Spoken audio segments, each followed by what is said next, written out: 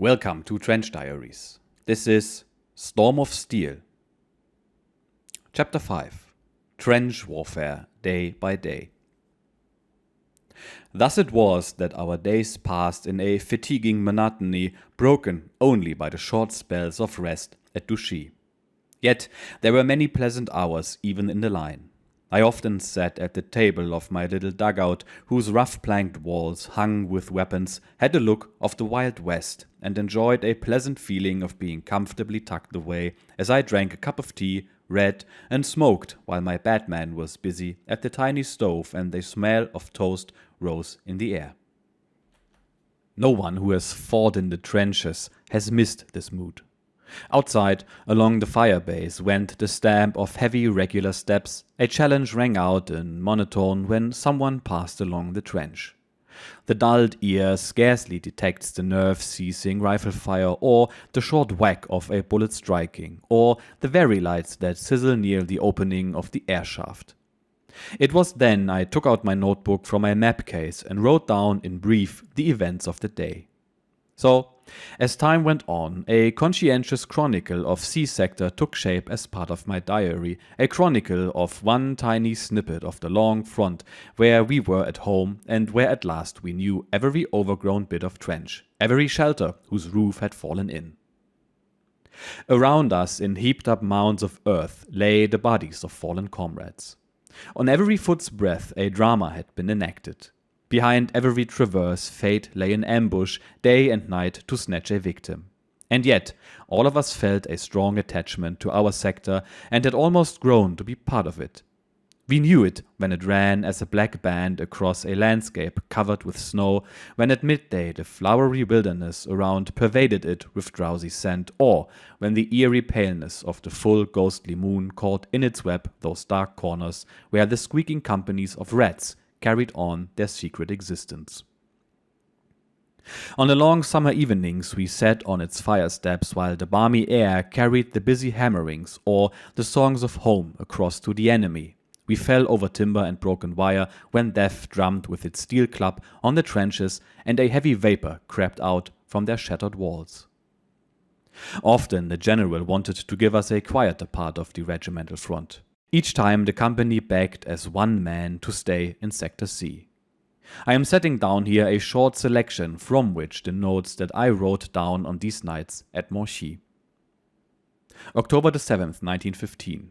Standing at dawn near my section's post on the fire step opposite our dugout when a rifle bullet tore one of the man's caps from front to back without hurting him. Just at this time 2 pioneers were wounded on our wire. One shot through both legs, one shot through the ear. During the morning the left flank post was shot through both cheekbones. The blood spurted in thick streams from the wound.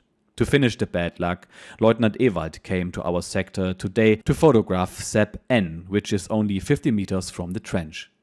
As he turned to get down off the fire step, a shot shattered the back of his head. He died instantly. Besides this, one of the men had a slight shoulder wound. October the 19th. The sector of the middle platoon was shelled with 15-centimeter shells. One of the men was blown against the boarding of the trench. He suffered severe internal injury and a splinter cut the artery of his arm. In the early morning mist, while repairing our wire in front of the right flank, we found a French corpse that must have been months old. In the night, we had 2 casualties wire carrying. Gutschmidt was shot through both hands and one thigh, Schäfer through the knee. October the 30th. Owing to heavy rain in the night, the trench fell in many places, and the soil mixing with the rain to a sticky soup turned the trench into an almost impassable swamp. The only comfort was that the English were no better off, for they could be seen busily scooping the water out of the trench. As we were on higher ground, they had the benefit of the superfluous water we pumped out as well. The collapse of the trench walls brought to light a number of those who fell in the last autumn's fighting. November the 2nd. I took an entrenching party from the Altenburg redoubt to C-Sector. One of them, Landsturmsmann Diener, climbed on to a ledge on the side of the trench to shovel earth over the top. He was scarce up when a shot fired from the sap got him in the skull and laid him dead on the floor of the trench. He was married and had 4 children. His comrades lay in wait a long while behind the parapet to take vengeance. They sobbed with rage. It is remarkable how little they grasped the war as an objective thing. They seemed to regard the Englishman who fired the fatal shot as a personal enemy. I can understand it. November the 24th. A man of the machine gun company got a bad head wound while in our sector. Half an hour later, one of our company was hit in the cheek. November the 29th. Our battalion went back for 14 days to the little town of Q that lay in the divisional area and was destined later to get such a sanguinary name. We went for training and to enjoy the blessings of life behind the line.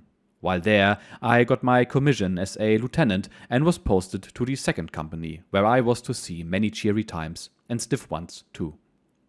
We were invited to many a heavy drink by the town majors of Q and neighboring places, and had a little glimpse into the almost boundless sway that these villages' potentates exercised over their subjects and the inhabitants.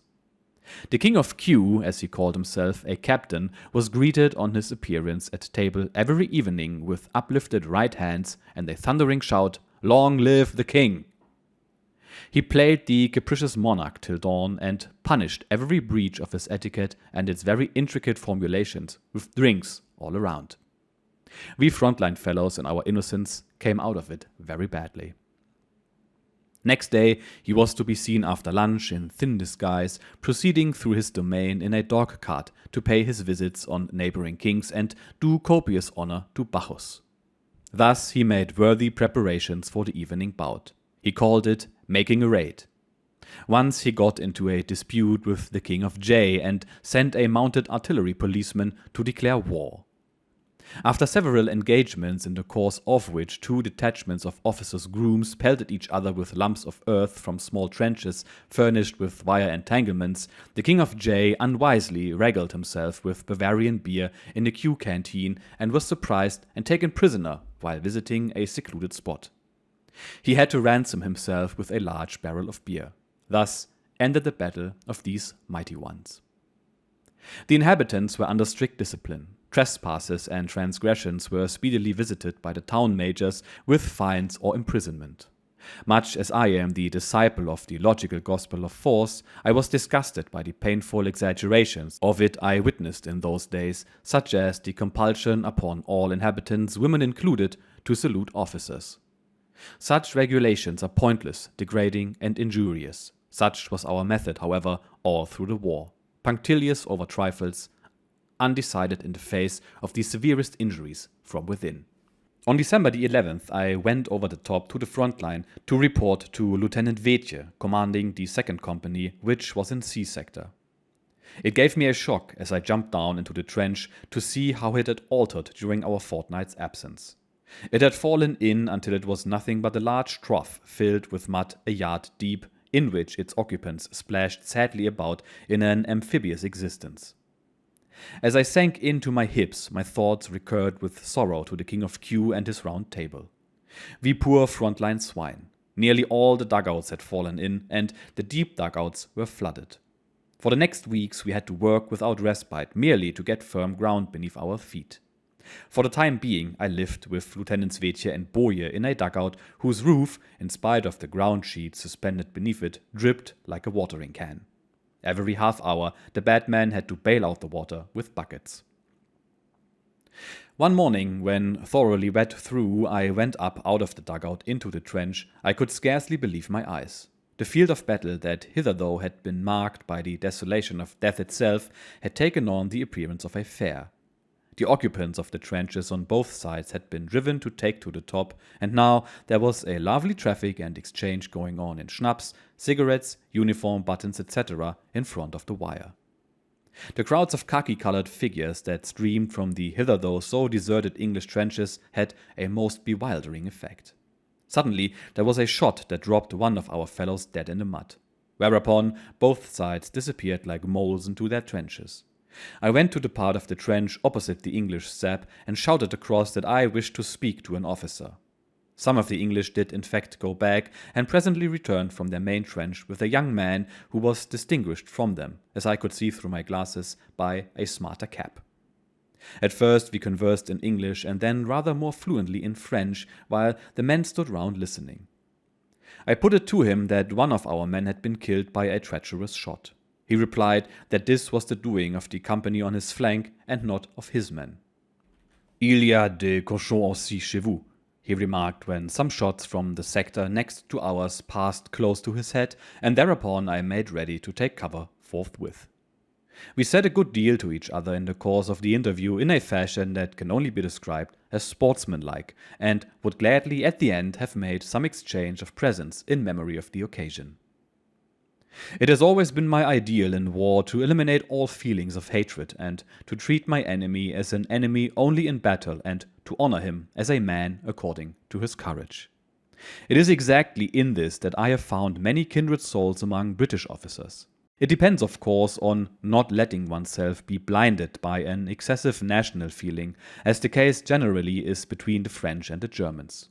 The consciousness of the importance of one's own nation ought to reside as a matter of course and unobtrusively in everybody, just as an unconditional sense of honor does in a gentleman. Without this, it is impossible to give others their due. In order to be on a clear footing again, we made a solemn declaration of war within 3 minutes of breaking off our parley, and after good evening on his side and an au revoir on mine, I had a shot, in spite of the regrets of my men, at his loophole. It was returned at once with one that nearly knocked the rifle from my hands. This was the first opportunity I had of surveying the ground before the sap, for it was madness to show the peak of a cap at this dangerous spot.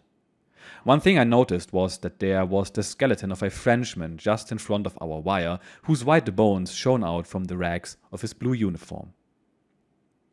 Shortly after this conference, our artillery fired a few shells on the enemy trenches, whereupon, before our eyes, 4 stretchers were carried across the open without, to my delight, a single shot being fired from our side.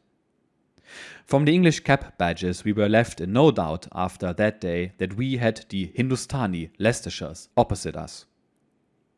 The weather towards Christmas became more and more dreary. We had to set up pumps in the trenches in order to make a show of keeping even with the water. During this time of mud, too, our casualty rate rose considerably above the average. For example, I find in my diary under December the 12th, "Today 7 of our men were buried at Douchy and 2 more since have been shot dead." And under December the 23rd, "Mud and dirt get the upper hand. This morning at 3 o'clock a regular landslide came thundering down the entrance of my dugout. I had to set 3 men to work, and it took them all their time to bail out the water that poured like a mountain torrent into the dugout. The trench is waterlogged beyond hope. We are up to our waists in ooze. It is enough to make one despair. On the right flank, a dead body is coming to light, the legs only so far." We spent Christmas Eve in the line. The men stood in the mud and sang Christmas carols that were drowned by the enemy machine guns. On Christmas Day, we lost a man in No. 3 platoon by a flanking shot through the head. Immediately after, the English attempted a friendly overture and put up a Christmas tree on their parapet, but our fellows were so embittered that they fired and knocked it over. And this in turn was answered with rifle grenades. In this miserable fashion, we celebrated Christmas Day. On December the 28th, I was the commandant of the Altenburg redoubt. It was on this day that one of my best men, Fusilier Hohn, had an arm torn off by a shell splinter. Another, Heidotting, was badly wounded in the thigh by one of the many stray bullets that buzzed round this low-lying strongpost. My trusty August Kettler, too, was hit by a shrapnel bullet on the road to Monchy, where he was going to fetch my rations, the first of my many bad men. It got him in the windpipe and stretched him out. When he had started off with the dishes, I called after him, "August, don't you stop on the way." "No fear, sir." And now I was summoned and found him lying on the ground quite close to my dugout, drawing every breath with a raucous noise through the wound at the base of his neck. I had him taken back, and he died in the hospital some months later. On this occasion, as on many others, what I found particularly painful was that the wounded man could not say a word and only stared with helpless eyes like a tortured beast at those who had tried to help him. It always made one feel more than usually powerless in the face of another's troubles. The way to Monchy from the Altenburg redoubt cost, all told, a profusion of blood. It followed the further slope of a slight depression that lay 500 meters perhaps behind our front line. The enemy, who no doubt was aware from aeroplane photographs that the track was much used, made it his business to comb it out with machine gun fire at short intervals or to sling plenty of shrapnel at it. Although there was a trench running beside it, and though there were strict orders to use this trench, everybody made a practice of going along in the open, with the usual indifference of the old soldier to the risk of a bullet. As a rule, it was all right, but 1 or 2 victims were claimed daily, and this with time mounted up to a good number. Besides this, the builders of the Altenburg redoubt had placed the latrine in the very lowest spot of the valley, where the stray bullets from every quarter of the compass appeared to foregather, so that it was often compelled to fly for the open clasping of a newspaper in one hand and one's clothing on the other.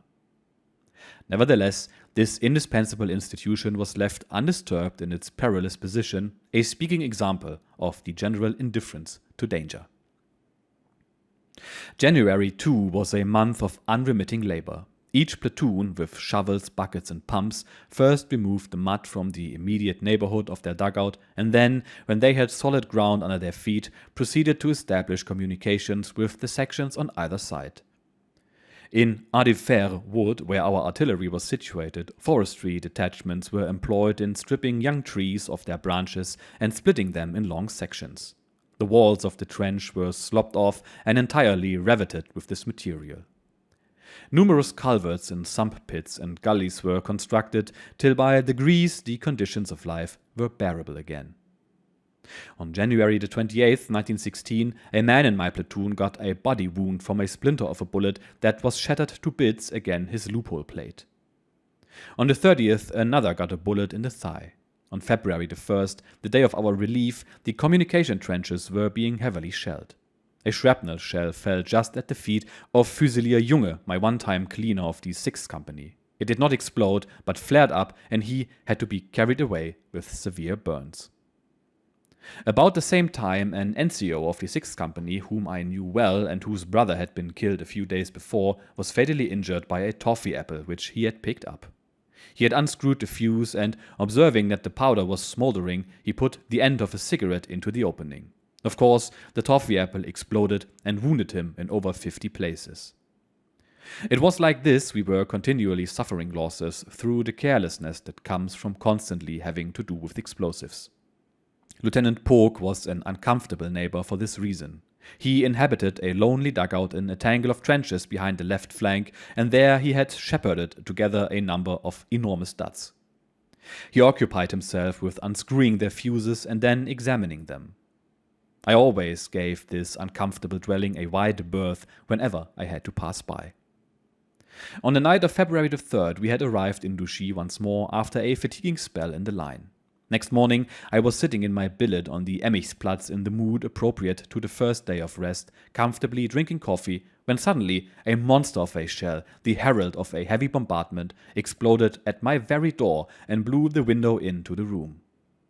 With 3 bounds I was in the cellar, whither the other occupants of the house had also betaken themselves with astonishing speed, and there represented a lamentable picture.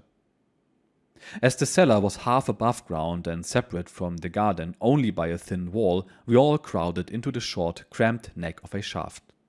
My sheepdog crept whimpering between our tightly packed bodies with an animal's instinctive desire for the darkest corner. Far away in the distance, one heard the heavy reports at regular intervals, followed within a few seconds by the whistling howl of the heavy lumps of metal hurtling through the air and ending in crash after crash as they exploded all round our little house. Each time an unpleasant rush of air came through the cellar window, clods of earth and splinters rattled on the tiled roof, and in the stalls the terrified horses snorted and reared up. The dog whimpered, and a fat bandsman, as each shell came whistling over, cried aloud, as though he was going to have a tooth pulled out. At last the weather cleared, and we could emerge again into the open air. The devastated village street was as lively as a disturbed ant-heap. My quarters had a sorry appearance.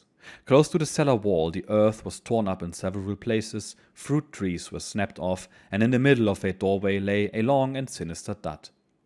The roof was riddled with holes. A big splinter had carried off the chimney. In the company orderly room next door, a few sizable splinters had pierced the walls and a large wardrobe and torn nearly all the officers' uniforms that were kept there. Their owners were very much incensed, but I myself was among those who escaped. On February the 8th, C sector was badly shelled. Already in the early hours, our own artillery landed a dud into the dugout of my right flank section. The inmates had an unpleasant surprise when it pushed in the door and overturned the stove. A witty fellow drew a caricature in which 8 men were rushing for the shattered door over the smoking stove, while the dud observed them from the corner with an evil wink. Besides this, at midday we had 3 dugouts smashed in. Fortunately, only 1 man was wounded slightly in the knee, for everyone, even the posts, had been withdrawn into the deep dugouts.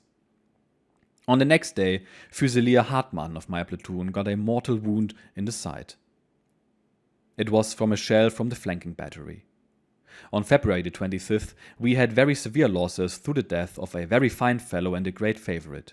Just before the relief, I got word in my dugout that Kark, a volunteer, had been hit in the deep dugout nearby. I went along and found, as so often before, a sad group standing round a motionless figure. The hands on the blood-stained snow were clenched, and the glazed eyes stared into the sky. One more victim of the flanking battery. Kark, when the first few came over, was in a trench and at once jumped into the shaft of the deep dugout. A large splinter from a shell that struck the wall of the trench just opposite flew into the dugout entrance and hit him in the back of the head when he thought himself in safety. He died in an instant, unlooked-for death. The flanking battery was indeed very active during those days. Almost hourly it fired a single unexpected salvo and the shell splinters swept the trench. In the 6 days from February the 3rd to the 8th, it caused 3 dead and 3 severely and 3 lightly wounded. Though it was at the utmost 1,500 meters from us on a hillside on our left flank, it was beyond the power of our artillery to silence it.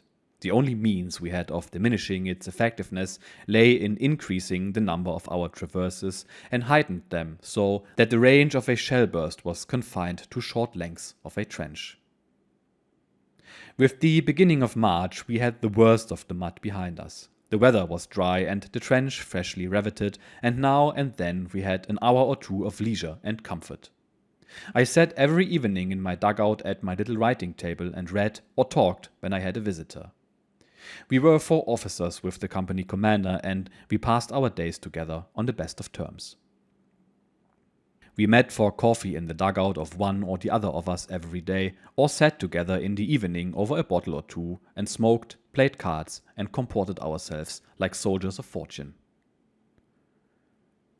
Those pleasant hours in the dugout outweigh the memory of many days of blood and dirt and exhaustion. They were, too, only possible during long periods of, comparatively speaking, quiet trench warfare, during which we became completely at home with each other and fell into almost peacetime habits.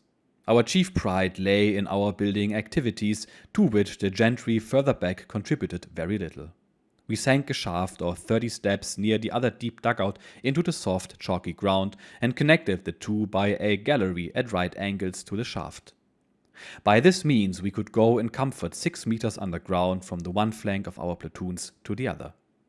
My pet enterprise was a gallery 60 meters long, running from my platoon headquarters to the company commander's dugout, provided on the right hand and on the left with chambers of ammunition and living rooms.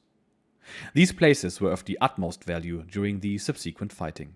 When, after morning coffee, one even got the paper pretty regularly, we met each other washed and shaved in the trench, foot rule in hand, we compared progress in our respective parts of it, while the talk turned on dugout frames, pattern dugouts, hours of work, and such matters. At night, when I lay down on my plank bed, I had always had the pleasant consciousness of having in my sphere fulfilled the expectations those at home had of me. I had given all my energies to the defense of my 200 meters of the front line and cared for the well-being of my 60 men. It was only now, when there was time for it, that I was able to experience this feeling to the full. In the winter months, we had not a thought in the trenches but of digging and will this damned business never end? It is not danger, however extreme it may be, that depresses the spirit of the men so much as over-fatigue and wretched conditions. People who have leisure can afford themselves every luxury, even that of heroic feelings. That is true for the people as a whole. Its moral worth can only reach its full height when the pressure of work is not crashing upon any section of it. On March the 1st, as I was standing behind a ground sheet with Landwehrsmann Ickmann, who was killed not long after, a shell burst straight in front of us. The splinters flew about us without a hit. When we took a closer look, we found that numerous fragments of steel, a length and sharpness that turned the stomach, had ripped the ground sheet. The men called these things rattles or grape shot, because there was nothing to be heard of them but a shower of splinters that suddenly whistled round you. On March the 14th, there was a direct hit from a 15-centimeter shell in the sector on our right. It killed 3 men and severely wounded 3 more. One of them disappeared without leaving a trace. Another was burnt black. On the 18th, the sentry in front of my dugout was hit by a shell splinter that tore off one cheek and the top of one ear. On the 19th, Fusilier Schmidt II on the left flank of my platoon got a bad head wound. On the 23rd, Fusilier Lohmann was killed near my dugout by a shot in the head. On the same evening, one of the posts reported that an enemy patrol was on our wire. I left the trench with a few men, but nothing came of it. On April the 7th, on the right flank of the platoon, Fusilier Kramer was wounded in the head by a splinter of a bullet. We had a great many casualties owing to the ease with which the English bullets flew into fragments on the least impact. At midday, the neighborhood of my dugout was plastered with heavies for hours together. My skylight was smashed for the umpteenth time, and at every detonation there was a hail of hard lumps of soil through the opening. We drank our coffee, however, unmoved. Later, we had set a duel with a harebrained Englishman who showed his head over the parapet of a trench 100 meters away at the utmost and got a succession of bullseyes on our loophole. I and several others answered his fire when a perfect shot got the edge of our embrasure and filled our eyes with dust and gave me very slight skin wound in the neck from a splinter. Nevertheless, we did not give in, but kept bobbing up and taking a short aim and disappearing again. A moment later, a bullet struck Fusilier Storch's rifle and burst, covering his face with blood from at least 10 wounds. The next shot tore a piece from the edge of our embrasure. Another smashed the glass we used for observation. We had the satisfaction, however, after several shots had struck a parapet in front of his face, of seeing him disappear for the last time. Just after, I got the plate behind which this mad fellow had kept appearing time after time with 3 shots of K ammunition and sent it flying. On the 9th of April, 2 English flyers flew up and down just above our position.